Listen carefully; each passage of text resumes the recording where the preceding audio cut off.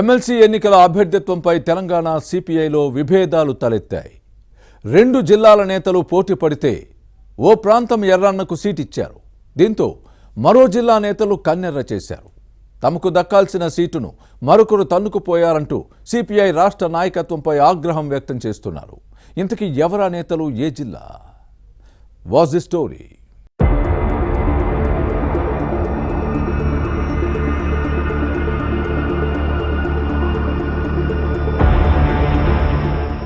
తెలంగాణలో ఎమ్మెల్యే కోట, ఎమ్మెల్సీ ఎన్నికల అభ్యర్థిత్వంపై సిపిఐలో విభేదాలు తలెత్తాయని టాక్. పొత్తులో భాగంగా కాంగ్రెస్ నాయకత్వం ఎర్రన్నకు ఒక సీటును కేటాయించింది. దీనికోసం ఉమ్మడి వరంగల్, నల్గొండ జిల్లాల నేతలు పోటీ పడ్డారు. కానీ చివరికి నల్గొండ జిల్లాకు చెందిన నెల్లికంటి సత్యంను పార్టీ నాయకత్వం ఎంపిక చేయడంపై కామ్రేడ్స్ లో కొందరు కన్నెర్ర చేశారు. 2023 అసెంబ్లీ ఎన్నికల్లో కాంగ్రెస్ తో సిపిఐ పొత్తు పెట్టుకుంది. పార్టీ కోరిన అసెంబ్లీ స్థానాల్లో కేవలం కొత్తగూడెం సీటును మాత్రమే సర్దుబాటు చేసింది. అప్పట్లో 2 ఎమ్మెల్సీ స్థానాలు ఇస్తామని హామీ ప్రకారం ఇప్పుడు ఒక సీటును కేటాయించింది. దీంతో నెల్లికంటి సత్యాన్ని అభ్యర్థిగా ప్రకటించింది సిపిఐ.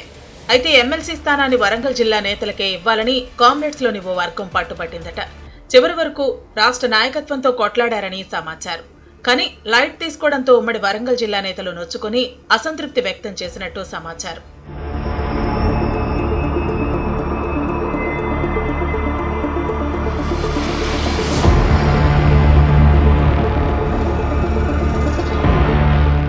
ఉమ్మడి వరంగల్ జిల్లాలో కమ్యూనిస్టు ఉద్యమాలది ప్రత్యేక స్థానం. అందున సిపిఐ అగ్రస్థానంలో ఉంది.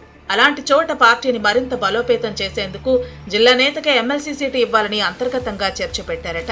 ఇటీవల పార్టీ జాతీయ కార్యదర్శి నారాయణ వరంగల్లో పర్యటించినప్పుడు ఇదే అంశాన్ని ప్రస్తావించారు. అయితే పార్టీలో చర్చించి నిర్ణయం తీసుకుంటామని చెప్పారు. వరంగల్ జిల్లా సీనియర్ నేత తక్కేళ్లపల్లి శ్రీనివాసరావుకు అవకాశం ఇవ్వాలని డిమాండ్ చేశారు. కానీ వీరి ప్రయత్నాలు ఫలించకపోవడంతో ఇక్కడి కమ్యూనిస్టు నేతలు నారాజయ్యారు.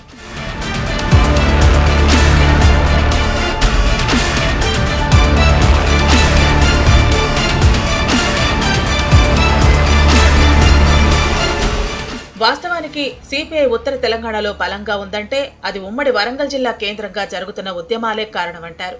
దీంతో చట్టసభల్లోనూ తమ గళం వినిపించాలన్న డిమాండ్ ఈ ప్రాంత నేతల నుంచి వచ్చింది.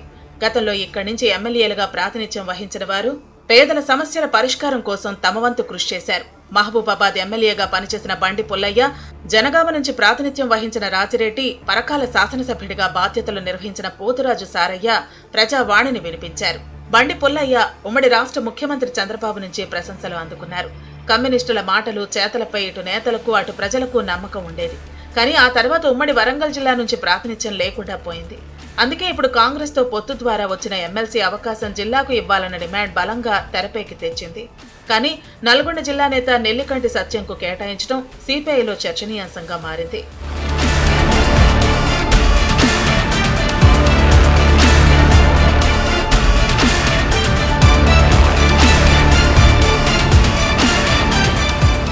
గత పార్లమెంటు ఎన్నికల్లోనూ సిపిఐ నుంచి వరంగల్ టికెట్ను ఆశించింది. కానీ రాజకీయ సమీకరణాలు కుదరలేదు. మళ్లీ ఇప్పుడు ఎమ్మెల్సీ ఎన్నికల్లోనూ అదే పరిస్థితి తలెత్తింది. ఉమ్మడి నల్గొండ జిల్లాకు చెందిన నెల్లికంటి సత్యంకు అవకాశం ఇవ్వడంతో వరంగల్ జిల్లా నేతలు కంగు తిన్నారు. రాష్ట్ర నాయకత్వంపై ఆగ్రహం వ్యక్తం చేస్తున్నారు. మరి ఎర్రన్నలు ఈ పరిస్థితిని ఎలా చక్కబెడతారో చూడాలి.